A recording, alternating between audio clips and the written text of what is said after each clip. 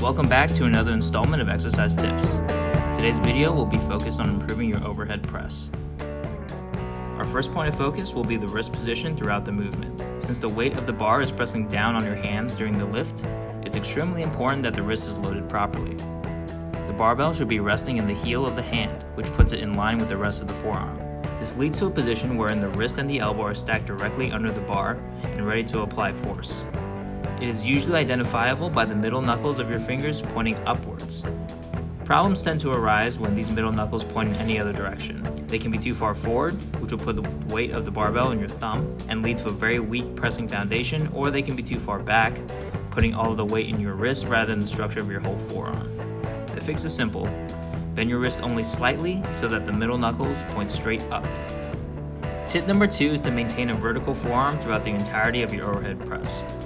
Vertical can be difficult to see and even more difficult to feel if you've never pressed before, but having your elbow slightly in front of the body is a good indicator that you're in the right position. We see this the most at the bottom of the press.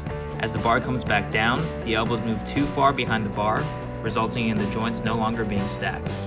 Every overhead press should start and finish with the elbows directly underneath the bar. Our final tip is to pull the elbows close to the body for the entirety of the press. Much like in a push-up, flaring elbows out to the side is a common issue we see that usually stems from a weakness in the shoulder girdle and triceps. Often the elbows will start close to the body and then rotate out as the lift progresses. The much stronger and safer movement is to draw the elbows towards the ribs both on the way up and the way down.